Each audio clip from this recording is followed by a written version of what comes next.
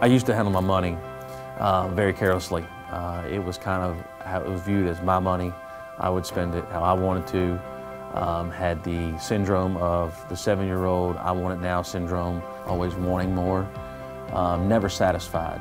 Well, the way we used to handle our money, it was just, we didn't have any plan for it. It was just a matter of what we wanted, we did, and there was no kind of real plan of action, where it was coming from, where it was going. No one knew. We were just spending as it came in. I used to view the money that was provided to us as a gift, but this gift was something I was supposed to take and use to prepare for the future. So I felt we needed to take and put it back and hold it for what we would be needing for the future, in addition to paying the existing bills that were there.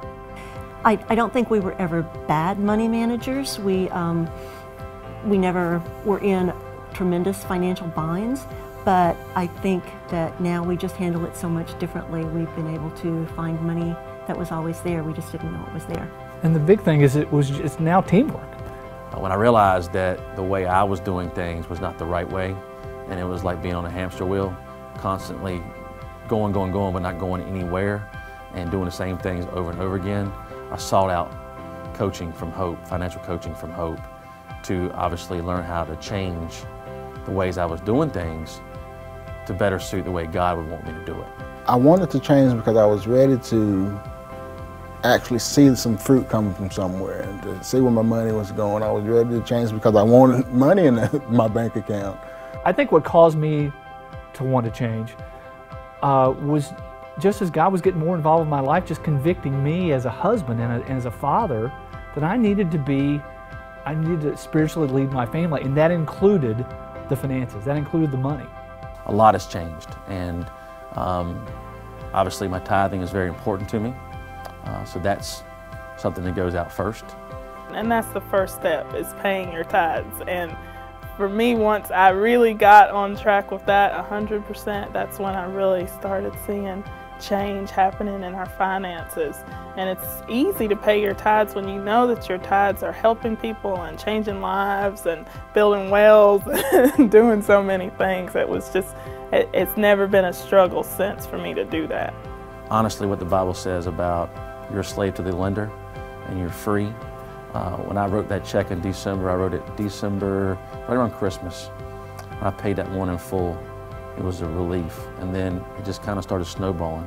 And now I'm selling stuff, putting stuff on Craigslist because I want to get that second one paid off. And then I want to jump on that third. And then I want to get on my student loan. So it's a relief. And knowing that we're on the right track is encouraging. It's so easy because we see things that we want and we see things not so necessarily need, but we really want those things. We want to have that appearance and we just want. That's the only thing I can explain that. I think it's easy to confuse what you can afford with what you should have. And they're not the same thing. They're not. And that's really something we try to think about. Should we have this? What benefit does it have for having this? Because you can afford a lot, but that doesn't mean you need any of it. And I think it's easy to get caught up into the, well, I can afford it syndrome, and you can get in a lot of trouble that way. You know, we see God as a giving God. And, you know, He gave His Son. Jesus gave His life for us. He gives us spiritual gifts. He's a giving God, and He's remaking us in His image. So He wants us to be givers too. And so we think that's a huge part of, as He's moving in our lives, that we're to be givers. We're better stewards with finances. My job, I'm performing better at my job. In return, my bonuses and commissions are better. I'm able to give more and bless others. The biggest blessing is going to be able to help somebody else. You know, tell them my story, and tell them what we went through, how we did it, and then really honestly be able to help give somebody, just give them something. Give them whatever it may be, just give it to them.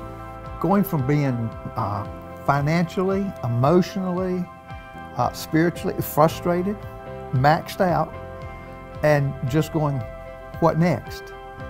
I found that through the financial freedom, it gives a spiritual freedom, it gives a physical freedom, and it all just rolls up into being content. Be content with who you are, with what you have. knowing that God will provide for what you need.